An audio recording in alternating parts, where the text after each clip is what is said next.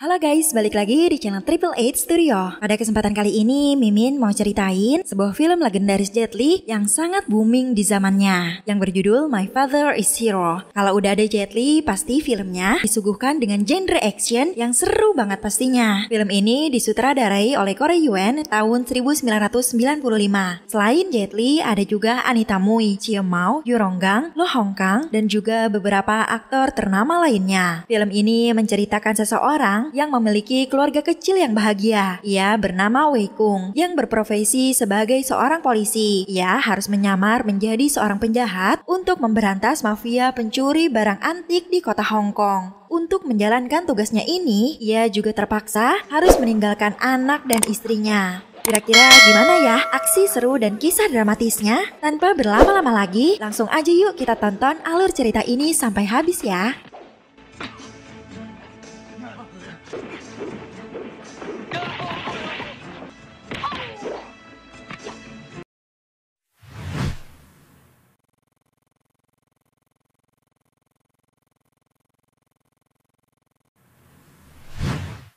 Film dimulai dengan diperlihatkan turnamen karate sekolah dasar. Salah satu anak di sana bernama Xiao Kung, putra dari Wei Kung. Sementara Wei Kung sendiri sedang di luar menunggu seseorang. Xiao Kung yang tak kunjung melihat ayahnya sedikit marah dan ibunya mencoba untuk menenangkannya. Lalu Wei Kung menelpon dari sebuah telepon umum protes kepada rekan kerjanya karena yang ditunggu tak kunjung tiba. Wei Kung adalah seorang polisi yang ditugaskan atasannya untuk menangkap para penjahat. Tak lama kemudian, yang ditunggu-tunggu pun telah tiba. Mereka ternyata adalah calo paspor ilegal. Ketika transaksi itu hampir selesai, Wei Kung pun mulai beraksi. Pertarungan terjadi dengan amat seru. Di sana, Wei Kung bisa mengalahkan beberapa orang sekaligus seorang diri. Karena tak memiliki banyak waktu lagi, Wei Kung membawa tersangka dalam karung dengan mengayuh sepeda ontelnya ke turnamen karate anaknya yang sedang berlangsung. Matanya menyapu ke arah semua penonton mencari sosok ayahnya. Dan beruntungnya Wei Kung sampai di sana tepat waktu. Pertandingan Xiao Kung berlangsung dengan amat seru. Tiba-tiba Wei Kung diserang oleh teman tersangka yang tadi mengikutinya. Terjadi pertarungan part 2 di sana. Setelah terkena beberapa pukulan, para penjahat tadi kemudian bersembunyi dan bersiap dengan kapaknya untuk mencederai Wei Kung. Dan di waktu yang bersamaan, pertandingan Xiao Kung telah usai. Ia memperoleh nilai yang sangat baik dari para juri. Dan salah satu dari penjahat itu terlempar ke bawah mengenai penonton. Alhasil penjahat itu pun menyandra salah satu penonton yang berada di dekatnya. Melihat hal itu, Xiao Kung pun menghampirinya dan ia berhasil menaklukkan penjahat itu dengan dibantu oleh ayahnya. Ketika para polisi tiba, Kung pergi dan akhirnya Xiao Kung menjadi pahlawan dan ia diberi penghargaan atas keberaniannya oleh semua orang di sana. Keesokan paginya, terlihat rutinitas Wei Kung dan Xiao Kung yang begitu kompak, mulai dari membersihkan gigi dan latihan pernafasan. Para tetangga yang menyaksikannya sudah terbiasa menikmati pemandangan tersebut setiap hari. Wei Kung sengaja melatih Xiao Kung hingga ke batas akhir kemampuannya, karena latihan ini akan sangat berguna dalam kehidupan nantinya. Lihat, sang ibu pun segera memanggil mereka untuk sarapan. Namun tiba-tiba Wei Kung harus pergi karena ada urusan mendadak. Ia yang akan menerima penghargaan dari polisi meminta ayahnya untuk ikut hadir. Beberapa saat kemudian, Wei Kung menghampiri Liha dan Xiao Kung di tepi jalan. Di sana Xiao Kung terlihat marah. Ia menekuk wajahnya karena ayahnya datang lagi-lagi terlambat. Wei Kung mencoba untuk membujuknya dan mengatakan ia tidak akan merokok lagi. Mendengar hal itu membuat Xiao Kung amat senang dan kemudian mereka pun melingkarkan jari kelingking mereka untuk mengikat janji. Mereka pun menaiki bis yang sudah penuh bersama-sama. Wei Kung memberikan hadiah jam tangan kepada Xiao Kung. Terlihat bahwa Xiao Kung sangat senang menerima hadiah dari ayahnya. Tiba-tiba Liha terbatuk dan wajahnya menjadi pucat. Disinilah baru diketahui bahwa sang istri mengidap penyakit. Dia tidak berobat karena kondisi keuangan keluarga mereka yang tidak memungkinkan. Lalu Xiao Kung pun memberikan semut yang telah ia kumpulkan bersama dengan si gendut untuk dijadikan obat ibunya. Ketika turun dari bis menuju rumahnya, mereka Mereka masih merasakan euforia kebersamaan. Tiba-tiba si gendut muncul seperti ingin mengatakan sesuatu. Lalu ia pun segera dimarahi ibunya. Kemudian ketika melewati gang, polisi menyergap Wei Kung secara paksa dan membawanya ke kantor polisi. Xiao Kung dan Li Ha yang sangat terkejut menyaksikan hal itu hanya bisa pasrah. Scene beralih ke penjara. Para polisi sedang menyeret masuk seorang pengedar heroin bernama Darky. Di ruangan lain, komisaris polisi berbincang dengan Wei Kung. Lalu ia meminta Wei Kung menjadi umpan untuk kabur bersama dengan Darky, membuntuti Darky hingga mereka bisa menangkap bos besarnya. Wei Kung sempat menolaknya, namun sang komisaris berjanji ini akan menjadi misi terakhir bagi Wei Kung. Dan akhirnya Wei Kung pun menurutinya. Lalu Wei Kung pun dimasukkan satu sel dengan Darky. Pada tengah malam, Wei Kung berhasil menghajar penjaga. Lalu Wei Kung pun mengajak Darky untuk melakukan aksi melarikan diri dari penjara. Terlihat beberapa anjing penjaga dan para polisi yang melakukan sandiwara. Wei Kung memikat hati Darky, menjadikannya sebagai malaikat penyelamatnya dengan membantunya di pelarian tersebut. Setelah berhasil melarikan diri, Darky mengajak Wei Kung untuk ikut bersamanya ke Hong Kong. Namun sebelumnya, Wei Kung menyempatkan diri untuk berpamitan dengan anaknya. Terlihat bahwa Xiao Kung sedang mengerjakan tugas sekolahnya. Lalu Wei Kung pun meminta Xiao Kung untuk keluar secara senyap tanpa diketahui ibunya. Di sana Wei Kung mengabarkan bahwa ia akan pergi bekerja. Wei Kung meminta kepada Xiao Kung untuk menjaga ibunya yang sedang sakit. Darky yang tak tega melihat adegan itu meminta Wei Kung untuk segera bergegas dan mengingatkan kepada Xiao Kung sebagai seorang pria untuk tidak menangis. Lalu Wei Kung memberikan Xiao Kung beberapa lembar uang dan ia juga berjanji akan terus mengiriminya uang. Xiao Kung bertanya kemana ayahnya akan pergi, namun Wei Kung tidak menjawabnya sama sekali. Darky mengatakan setidaknya Wei Kung bisa membohonginya. Namun sebagai seorang pria sejati, Wei Kung tidak pernah melakukan hal itu. Tentu saja sikap itu menurun kepada Xiao Kung yang terlihat sangat dewasa. Lalu Darky mencoba menghibur Xiao Kung dengan memberikannya sebuah cincin. Lalu mereka berdua pun pergi meninggalkan Xiao Kung sendirian. Dan di sana terlihat bahwa Xiao Kung menahan air matanya untuk tetap tegar. Singkat cerita, Wei Kung dan Darky telah tiba di kota Hong Kong. Untuk merayakan kebebasannya, mereka pun pergi berjalan-jalan ke sebuah pusat perbelanjaan. Darky yang sangat baik membelikan apapun yang dilihat oleh Wei Kung. Saat Wei Kung melihat sebuah jam, Darky mengatakan, jika kau menyukainya, maka kita akan merampoknya esok. Kemudian mereka berdua pun bertemu dengan bos besarnya Darky yang bernama Pok Wong.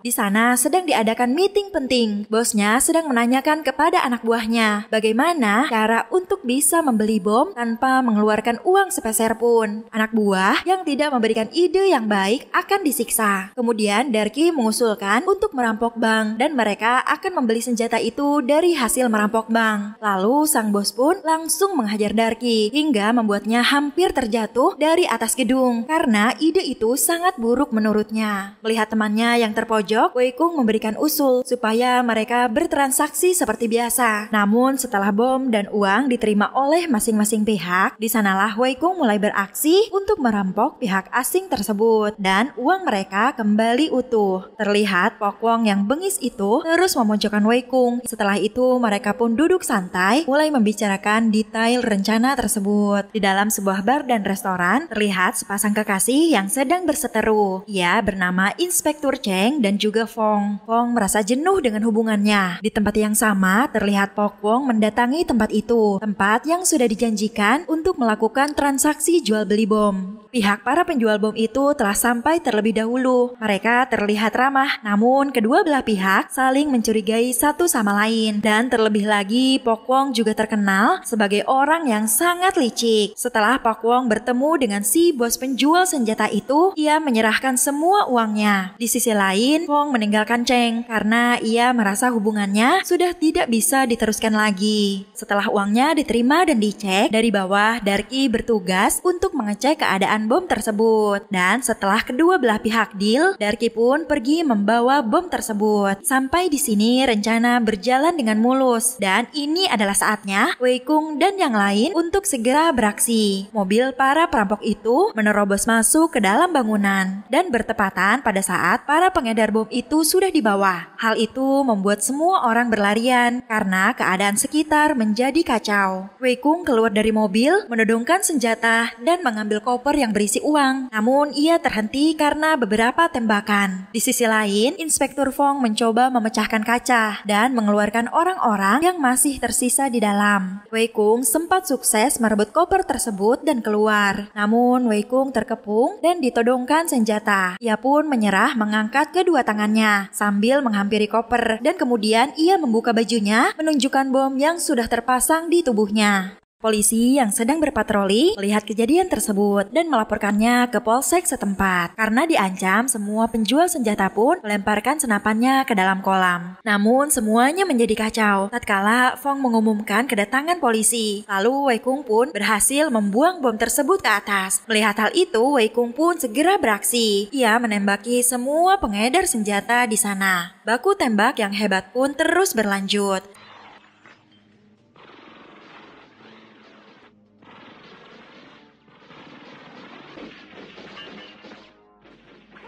Sementara itu, Pok Wong membaur dengan para warga yang ketakutan. Di sela-sela aksi ciamik baku tembaknya itu, Wei Kung menendang koper yang berisi uang ke arah Pok Wong. Pok Wong pun kabur bersama dengan para warga yang lain setelah ia berhasil mengambil koper tersebut. Karena temannya diancam oleh Inspektur Fong, Wei Kung juga menyandra Inspektur Cheng dan ia meminta kepada semua orang untuk segera pergi dari sana, termasuk teman-temannya. Inspektur Fong yang tak tega melihat kekasihnya menjadi tawanan, tak berkutik dan menuruti semua perintah Wei Kung. Dan tiba-tiba saja sebuah mobil polisi menerobos masuk, datang ke arah Wei Kung. Ternyata itu adalah Inspektur Fong yang meminta agar dirinya saja yang disandra untuk menggantikan kekasihnya. Lantas Wei Kung pun menerima tawaran tersebut dan ia bisa kabur dari sana. Beberapa saat kemudian, bom itu pun meledak dengan sangat dahsyat. Beruntungnya tidak ada korban jiwa karena Wei Kung sendiri tadi telah melakukan proses evakuasi. Wei Kung yang berada dalam mobil melarikan diri dengan Fong masih menodongkan pistol di kepalanya. Lalu terdengarlah suara sirene polisi, sedangkan di depannya adalah jalan buntu yang masih dalam tahap pembangunan. Wei Kung meminta Fong untuk turun dari mobil.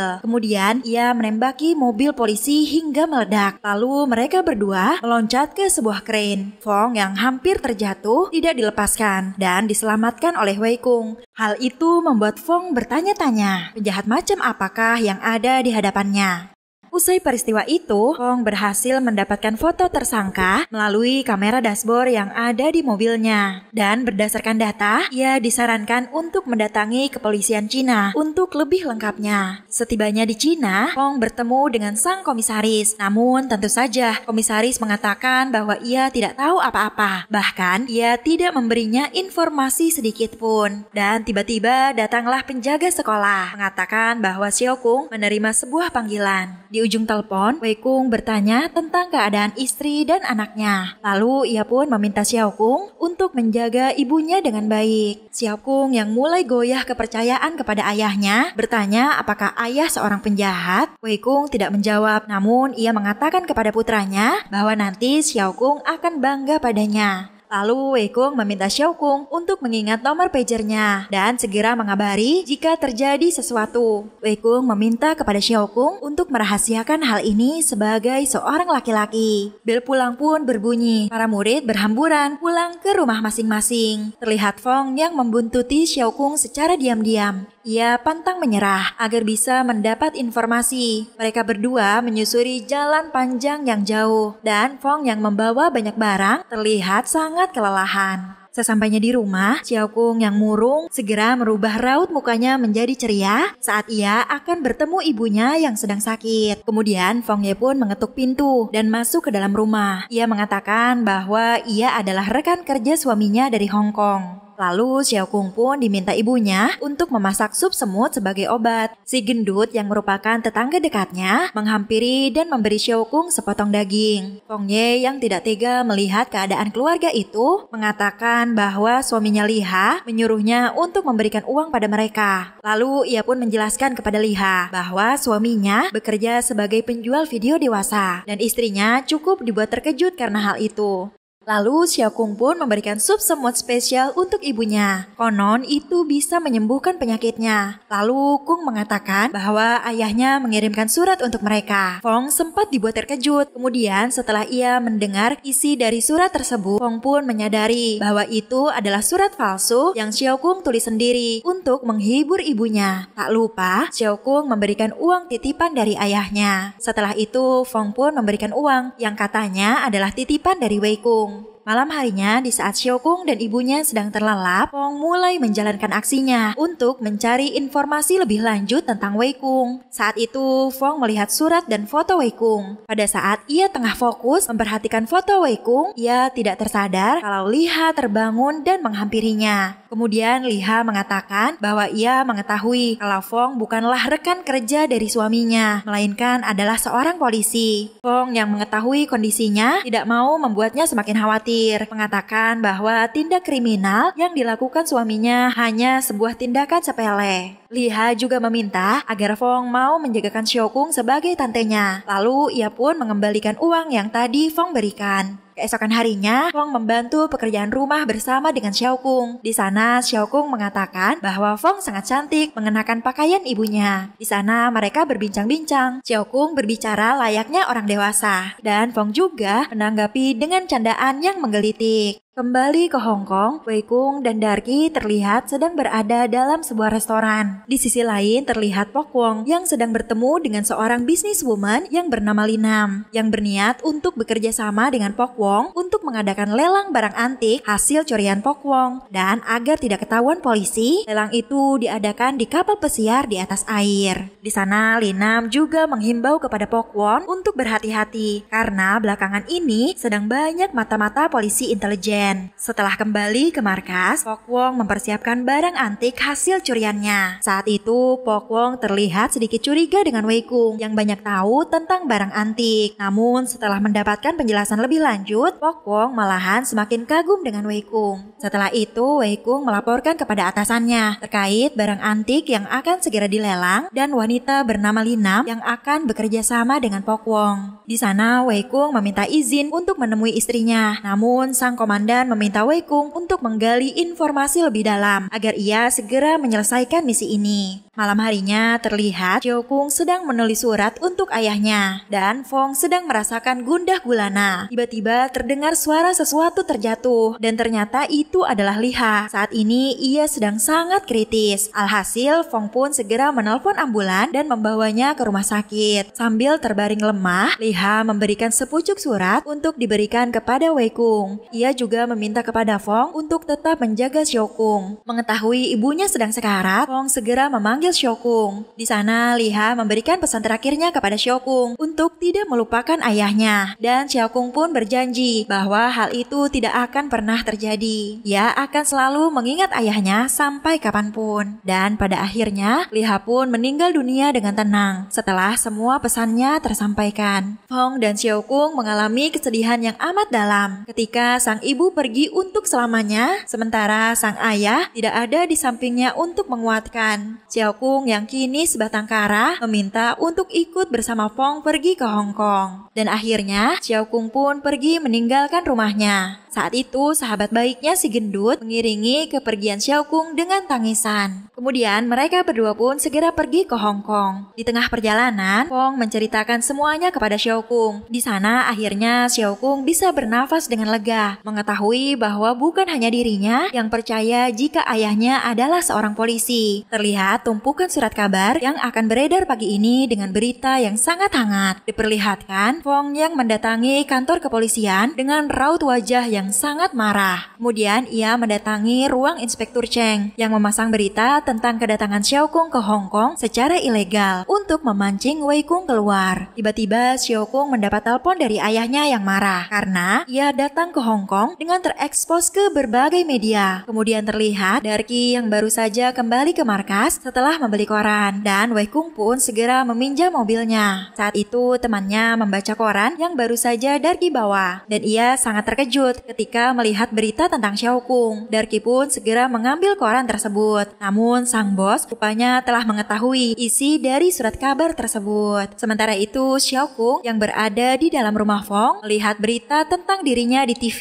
Kemudian Xiaokung berencana untuk kabur. Karena saat itu ada polisi yang sedang berjaga, ia mengambil jalan lain. Dan di sana Xiaokung berpapasan dengan Fong yang baru saja kembali. Sesampainya di rumah, Fong tidak melihat keberadaan Xiaokung dan terus mencarinya. Sementara itu, ternyata Wei Kung sudah berada di kediaman Fong untuk mencari putranya. Sambil terus mencari Xiaokung, Fong menyetel rekaman telepon. Mengetahui pemilik rumah telah kembali, Wei Kung mematikan aliran listrik. Namun tiba-tiba pagernya berbunyi. Mengetahui ada seseorang di dalam rumahnya, Fong pun mulai mencarinya. Kemudian ia pun menyerang dan bergulat dengan Wei Kung. Di sana Fong menjelaskan kepada Wei Kung bahwa yang membeberkan berita Xiaokung ke media bukan dirinya. Tiba-tiba saja para polisi datang. Lalu Wei Kung pun segera bergegas pergi dari sana. Di dalam mobil, Wei Kung menyadari bahwa Fong menyelipkan sepucuk surat di saku jaket miliknya. Lalu ia pun membaca surat tersebut. Isi dari surat tersebut adalah ungkapan liha, meminta Wei Kung untuk menjaga Xiaokung dengan baik. Di sisi lain, Xiaokung duduk di tepi jalan dan ia berharap keajaiban datang. Lalu ia malah dijemput oleh bos Pok Wong yang katanya akan mempertemukan dengan ayahnya. Di markas, Darky yang ada di pihak Wei Kung mencoba memberikan kode agar Xiaokung berhati-hati. Setibanya di markas, Wei Kung sangat terkejut melihat anaknya yang sedang duduk dan makan bersama. Di sana Pok Wong menanyakan apakah Xiaokung ini adalah anaknya, dan sudah pasti Wei Kung menyangkalnya mentah-mentah. Seketika itu, Pok Wong membenturkan kepala Xiaokung ke meja kaca di hadapannya. Wei Kung hampir kehilangan kesabarannya. Namun, Darky yang duduk di samping mencoba untuk menenangkannya. Pada saat Pok Wong mencekik Xiaokung ke dinding, Wei Kung refleks menggantikannya, mencekik Xiaokung hingga membuatnya tak bernafas lagi. Di sana, Xiaokung dibuat pingsan oleh Wei Kung karena ketakutan akan dibunuh oleh Pok Wong. Kemudian anak buah Pok Wong mengecek keadaan Xiaokung dan ternyata ia benar-benar sudah tidak bernafas. Lalu Pok Wong pun meminta anak buahnya untuk melempar Xiaokung ke tempat pembuangan sampah. Setelah itu Wei Kung dan Pok Wong pergi ke sebuah tempat hiburan malam. Wei Kung yang amat gelisah dan khawatir kepada putranya beralasan sedang tidak enak badan, dan ia malah menelepon Fong untuk mengambil Xiaokung di tempat sampah. Namun tiba-tiba saja Pok Wong sudah ada di belakangnya. Di sisi lain terlihat seseorang sudah membawa Xiaokung pergi. Sepulangnya dari sana, Wei Kung bersandiwara bahwa ia sedang mabuk berat dan tidak bisa ikut bersama dengan bosnya. Wei Kung pun langsung pergi ke tempat sampah tadi untuk menyelamatkan Xiaokung. Namun ia tidak menemukannya, dan tiba-tiba saja ternyata Pok Wong sudah berada di belakangnya. Lalu ia pun menodongkan pistol ke arah Wei Kung. Di sana Pok Wong terlihat begitu kecewa. Namun dengan skill dan keahlian Wei Kung yang di atas rata-rata, Pok Wong memintanya untuk tetap bergabung menjadi penjahat. Tentu saja Wei Kung menolaknya, dan pertarungan pun terjadi di sana. Pertarungan itu terus berlanjut, diguyur dengan derasnya hujan.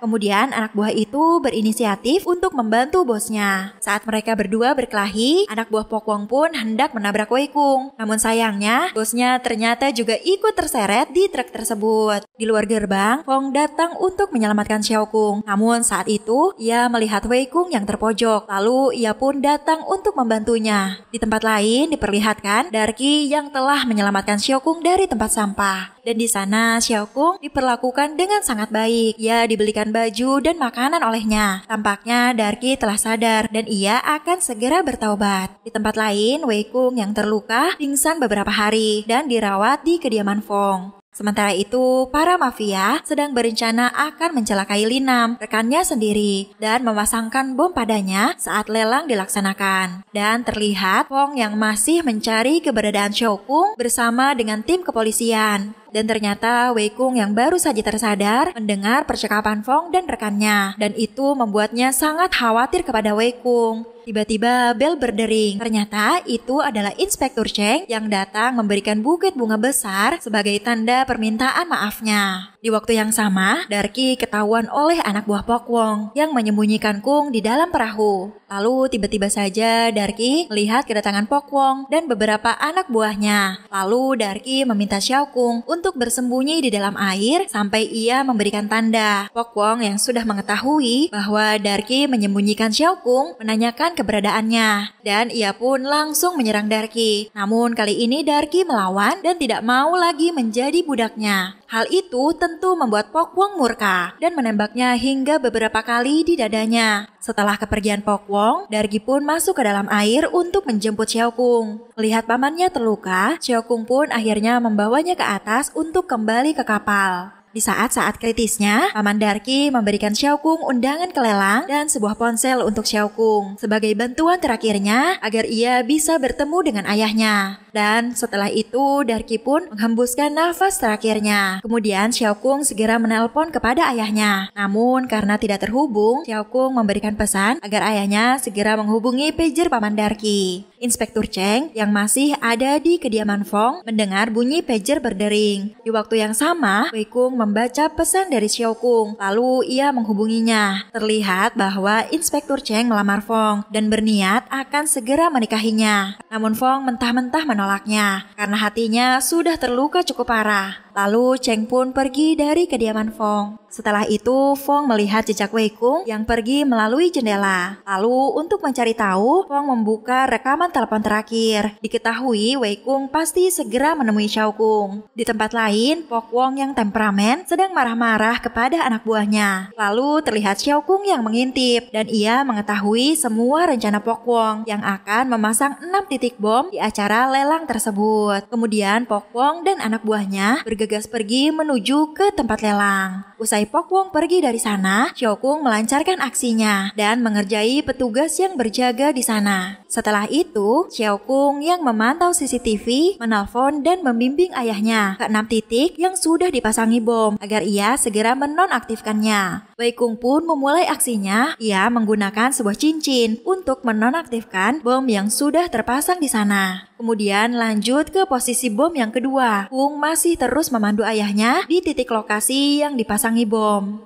Sementara itu, para konglomerat tamu undangan sudah berdatangan dan mereka semua terkagum-kagum dengan berbagai barang antik yang ada di sana. Di waktu yang sama, Wei Kung masih dipandu oleh Xiao Kung untuk menonaktifkan bom lainnya. Sementara itu, acara lelang sudah dimulai. Dan pada saat acara sedang berlangsung, tiba-tiba Pok Wong datang dan mengancam semua orang di sana. Lalu ia pun meminta kepada para tamu lelang yang hadir untuk menyerahkan semua uangnya. Sebagai bukti bahwa Pok Wong tidak main-main, ia meledakkan salah satu bom yang berada di saku jasnya Linam. Bom pun meledak dengan begitu dahsyat. Lantas semua pun menjadi panik dan keadaan pun menjadi chaos. Terlihat Wei Kung yang sudah memulai perkelahiannya dengan menyerang anak buah Pok Wong. Setelah itu, Wei Kung bertemu dengan mantan bosnya dan mengatakan bahwa ia telah menonaktifkan semua bomnya. Hal itu terbukti pada saat Pok Wong menekan tombol-tombolnya, tak ada satupun yang meledak. Pok Wong meminta anak buahnya segera membunuh Wei Kung. Terjadilah pertarungan sengit di sana. Dengan keahliannya, ia mengalahkan semua anak buah Pok Wong dengan mudah.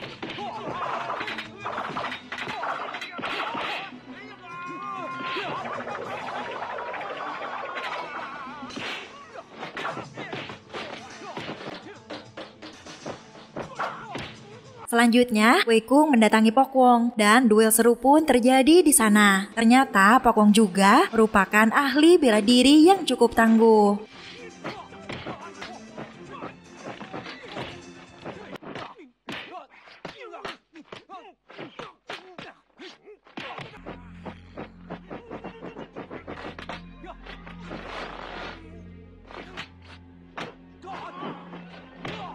Setelah Pokwong kelelahan, kini giliran dua anak buah Pokwong yang bergantian menyerang Wei Kung.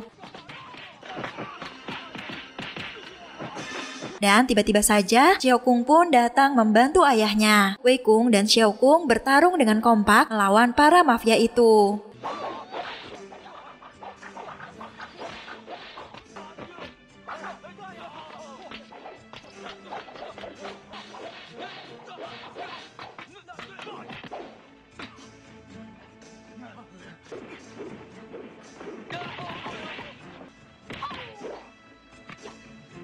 Kini tinggallah Pokwong seorang diri. Kemudian ia pun mencoba kabur membawa gembolan yang berisi uang tunai. Namun tentu saja Wei Kung berhasil mencegahnya. Kemudian tiba-tiba satu bom yang masih tersisa meledak membuat Wei Kung dan Xiao Kung jatuh pingsan.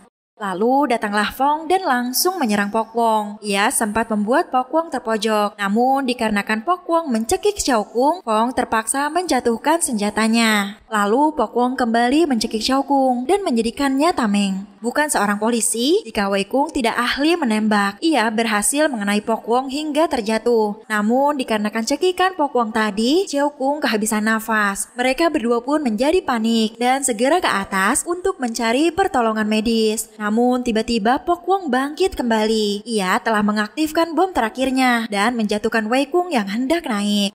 Lalu Wei Kung menyuruh Fong untuk pergi duluan membawa Xiao Kung. Sementara ia akan menyelesaikan duelnya dengan Pokwong. Beruntungnya Wei Kung berhasil mengalahkan Pokwong sebelum bom itu meledak. Fong telah diselamatkan helikopter dan segera pergi ke tim medis untuk mengobati Xiao Kung. Saat itu ia sangat cemas dan sang dokter pun mengatakan bahwa Xiao Kung telah tiada. Wei Kung yang baru saja tiba di tenda darurat mendatangi Xiao Kung yang telah kehilangan nyawa. Mendengar hal itu, Wei Kung sangat terpukul dan berharap bahwa dokter salah. Dan tiba-tiba saja keajaiban terjadi. Xiao Kung batuk air dan ia pun terbangun. Saking senangnya membuat Fong dan Wei Kung mencium Xiao Kung berkali-kali. Dan setelah itu mereka pun menjadi salah tingkah. Dan film pun selesai. Gimana, seru banget kan ceritanya teman-teman? Jangan lupa untuk terus dukung kita dengan cara like, share, dan subscribe channel ini. Supaya kita lebih semangat lagi untuk terus upload video seru lainnya. Thanks for watching and see you guys in the next video. Bye-bye!